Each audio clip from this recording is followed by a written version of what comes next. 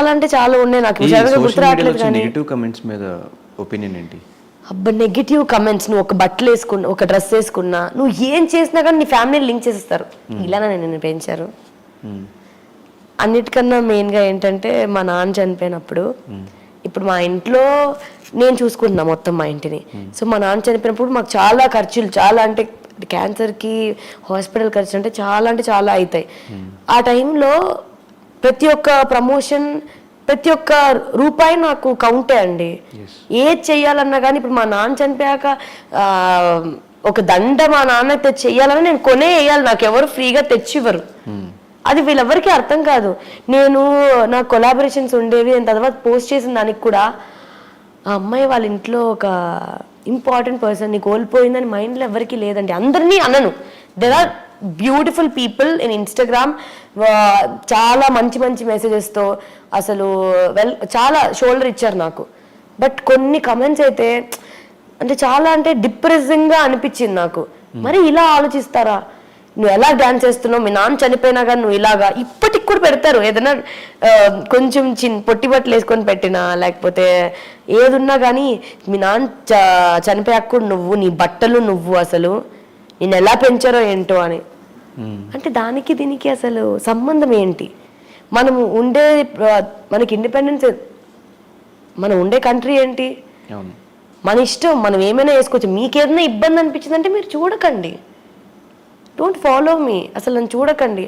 అసలు అంత డీప్గా ఒక మనిషిని దాని ఏమంటారు హర్ట్ చేసేలాగా కమెంట్స్ అనేవి చాలా కష్టం తీసుకోవడం. మేము చూసి చూసి చూసి కొంచెం రాళ్ళలాగా అయిపోయాం కానీ ఇంకా, బట్ చాలా మందికి అది చాలా ఇంపాక్ట్ అవుతుంది. ఆ టైంలో కూడా నాకు చాలా ఇంపాక్ట్ అయింది. నాకు ఇట్లాగా అవి చూస్తున్నప్పుడు ఇట్లా బాధేసేది. మా నాన్న ఫోటో పెట్టిందే, దీన్ని కూడా ఫోటోలు తీస్తారా, దీన్ని కూడా పెడతారా అంటే నేను మా నాన్నకి చెప్పుకోలేను. మా మమ్మీ ఆల్రెడీ బాధలో ఉన్నారు, మా అక్క ఆల్రెడీ, అప్పుడే మా అక్క కన్సీవ్ అయ్యారు, లైక్ బాబు పుట్టాడు మా అక్కకి. మా ఇంట్లో వాళ్ళు ఆల్రెడీ బాధలో ఉన్నప్పుడు నేను మళ్ళీ వాళ్ళ దగ్గరికి వెళ్ళి పట్టుకొని నేను ఏడవలేను. ఆ టైంలో నా చుట్టుపక్కల ఉండే ఫ్రెండ్స్ కూడా అవైలబుల్ లేకుండా ఉండే. There are so many reasons, నేను వాళ్ళని పాయింట్అవుట్ చేయలేను కానీ అందరికీ రీజన్స్ ఉండే. సో ఆ టైంలో నేను ఏం చెప్పుకోగలుగుతా, ఇన్ని ఇయర్స్గా నాతో ఫ్యామిలీగా నడిచింది, నేను మీ ఫ్యామిలీ అనేది ఎవరు? నా ఇన్స్టాగ్రామ్ ఫాలోవర్సే కదా. సో నేను వాళ్ళకి షేర్ చేసుకున్నా వాట్ ఐ ఫీల్. బికాస్ ఇప్పటికి కూడా నేను మా మమ్మీని పట్టుకొని ఏడ్చింది లేదు. ఎందుకంటే ఆమె మనసులో ఇంకెంత బాధ ఉండొచ్చో, ఆ సిచ్యువేషన్ ఎందుకు తీసుకురావడం మమ్మీ దగ్గర, ఇలా ఎందుకు తీసుకురావడం నేను ఏడవలేదు. అండ్ ఫర్దర్ టైంలో కూడా చాలా ఆ టైం మొత్తం డిప్రెషన్ పీరియడ్గా మీ లైఫ్లో జరగడం జరిగింది. అసలు ఏమైంది మీ ఫాదర్కి?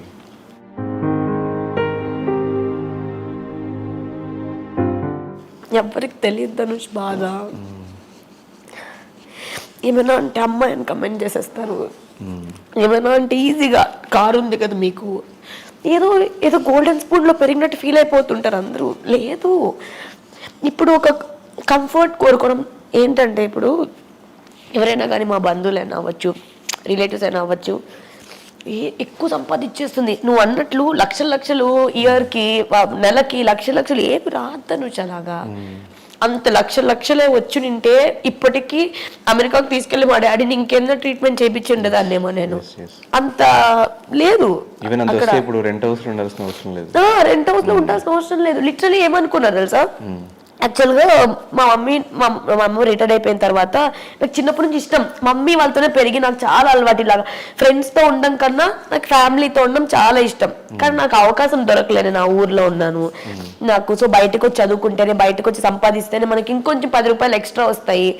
ఎందుకంటే చిన్నప్పుడు నేను పుట్టగానే మా నాన్న జాబ్ మానేశారు, 2 అమ్మాయిలం. మా మమ్మీ గవర్నమెంట్ ఎంప్లాయ్, మా మమ్మీ మానేయలేదు కదా. సో అలాగ పెరిగిన దాన్ని మా డాడీకి నా తర్వాత వర్కౌట్ అవ్వలే ఏ బిజినెస్. చాలా లాస్ వెళ్ళిపోయారు, చాలా మంది వల్ల మాకు చాలా లాస్లు వచ్చేసాయి. ఇలాగా ఉండే అసెట్స్ కూడా మా నాన్న వేరే వాళ్ళకి రాసి ఇచ్చేసారు కొన్ని సిచ్యువేషన్స్ వల్ల. సో ఎప్పుడు అంత మనీ, డబ్బులు సంపాదించాలి అని ఏం లేదు కదా, ఎందుకంటే అట్లా పెంచలేదు మా డాడీ. ఇట్లా గౌరవంగా పెరగాలి, మనకి నచ్చింది చెయ్యాలి, మన వల్ల ఎవరికి ఇబ్బంది రాకూడదు, మనం ఒకరి వల్ల ఇబ్బంది పడకూడదు. దేవుడు ఉన్నాడు, హీ ఆల్వేస్ సేస్ దట్. దేవుడు ఉన్నాడు, ఆరోగ్యమే మహాభాగ్యం. అది కూడా ఆయన ఎప్పుడు చెప్పేవాళ్ళు నవ్వుతూనే. చిన్నప్పటి నుంచి మా నాన్న నన్ను అరిచిన సిచ్యువేషన్ కూడా నాకు, అంటే ఒక డాడీ వాళ్ళు కోప్పడితే ఎలా ఉంటుంది కూడా నాకు తెలీదు. ఇప్పుడు ఎవరన్నా ఒక మనిషి అబ్బాయి నా మీద కోప్పడితే కూడా అది నాకు కొత్తగా, అంటే ఇట్లవి నాకు చాలా పెద్దగా అనిపిస్తుంది. నాకు అసలు తెలియదు నాకు ఎప్పుడు. మమ్మీ ఘోరం కొట్టేది కానీ వేరే విషయం, బట్ డాడీ విషయంలో తెలియదు. అండ్ డాడీ ఏంటంటే నేను 7th క్లాస్లో ఉండేదాకా నాకు స్కూల్కి వచ్చి అన్నం తినిపించేవాళ్ళు. ఫుల్ డాడీ కూచి నేను ఇట్లా చిన్నప్పటి నుంచి. మళ్ళీ ఫ్రీడమ్ ఉంటుండే. అబ్బాయిలాగే ఇక పండోడా అని పిలిచేవాళ్ళు, అమ్మాయిలాగా లేదు. పండోడు నా కొడుకు పండోడు అనేవాళ్ళు. సో చిన్నప్పటి నుంచి డాడీ అంత హెల్తీగా చూసి, ఒక హాస్పిటల్కి వెళ్ళి చూడలేదు. ప్రతి దాంట్లో ఒక ఫీవర్ వచ్చినా కానీ నాకేం కాదు, తగ్గిపోతుంది పండోడ, నాకేం కాదని చెప్పి ఆయన ఇలాగ సడన్ గా లాస్ట్ డేస్ లో కూడా ఒక వీడియో చూసా, చాలా యాక్టివ్ గా ఉన్నారు ఆయన. మా నాన్న చనిపోయేక ముందు వీడియో కాల్ చేసి ఉండే నాకు. మా అక్క చనిపోతానని తెలియదు మాకు. నార్మల్గా పండుతో మాట్లాడాలి అని చెప్పారంట.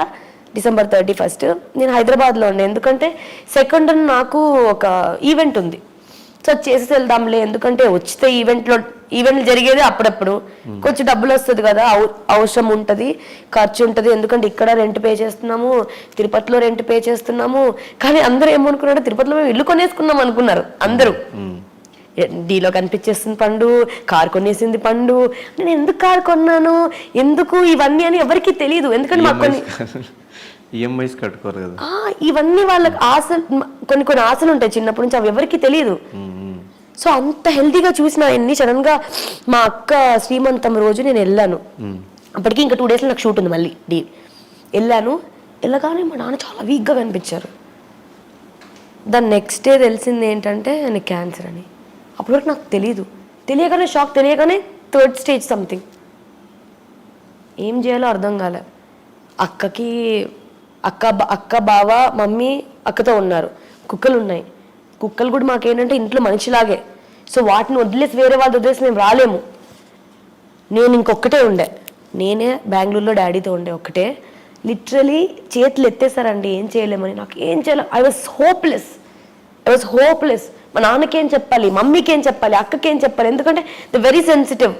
ఇప్పుడు మమ్మీకి తెలిసిన, మమ్మీ కూడా ఓల్డే కదా, ఆమె ఎలా రియాక్ట్ అవుతారో ఎలా తీసేసుకుంటారో నాకు తెలీదు. అక్క అప్పుడే బాబు పుట్టాడు, తనకి చాలా, అంటే అంత డీప్ తీసుకోలేరు వాళ్ళు. ఆ టైంలో మా కజిన్స్ వాళ్ళే నాతో ఉండే. వాళ్ళు లేకపోయింటే మాత్రం ఐ డోంట్ నో. లిటరలీ మా నాన్నకి రేపు సర్జరీ అన్నారు. 100% గ్యారెంటీ ఇవ్వలేదు, నేను సైన్ చేసి వచ్చాను.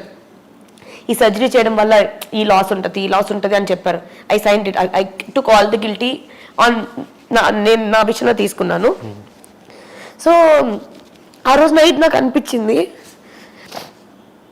అరే ఒక్కరు ఫోన్ చేసి ఇట్స్ ఓకే పండు, everything will be all right, ఏం కాదు, డాడీకి బాగానే ఉంటుంది. I didn't get any single call. Friends అంటున్నారు, ఫ్రెండ్స్ దగ్గర నుంచి, కజిన్స్ తప్ప బంధువుల దగ్గర నుంచి కూడా నాకేం రాలేదు. I don't know. అంటే అందరికీ సిచ్యువేషన్స్ ఉండొచ్చు, అందరికీ బాధలు అన్నీ ఉండొచ్చు, కానీ అంటే ఆ సిచ్యువేషన్ ఎవరికి రాకూడదని నాకు అనిపించింది. బట్ నా కజిన్స్ ఉన్నారు కాబట్టి thankfully they were there. But literally నిద్ర పట్టలేదు నాకు నైట్ అంతా. నేను మా కజిన్స్తో ఏడుస్తున్నా. నాకు ఎట్లా కాల్ చేయరు, ఇన్ని ఇయర్స్గా తెలుసు కదా, ఇంత క్లోజ్ కదా, ఎందుకు అని. I don't know. నాకు ఇప్పటికి కూడా దానికి ఆన్సర్స్ తెలియవు. అండ్ ఇంకా డాడీకి అది కొంచెం సక్సెస్ఫుల్ అయింది అది దానివల్ల. ఎందుకంటే జాండీస్ పోతేనే ఇంకొన్ని రోజులు బతుకుతారు, లేకపోతే జాండీస్ ఎక్కువ ఉంటే బతకలేరు. ఎందుకంటే ఇట్స్ లైక్ డేకి అది పెరిగిపోతూనే ఉంది. బాడీలో 3 ఉండాల్సిన జాండీస్ ఇట్ వెంట్ టు 33, 35. ఆయనకి నేను ఏం చెప్పలేకపోతున్నా. ఆయనకి సో మెనీ సిచ్యువేషన్స్.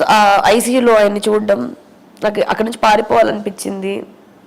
నాకు అసలు ఇదంతా మా అమ్మోళ్ళకి తెలుసా కూడా నాకు తెలియదు. నేను ఎప్పుడు షేర్ కూడా చేసుకోలేదు యాక్చువల్గా. అందుకే మేబీ మీరు అనగానే ఏర్పు వచ్చిందేమో. కానీ I always be like you know, when somebody says sorry daddy చనిపోయారు, I was like okay I'm always like that, because I don't want to.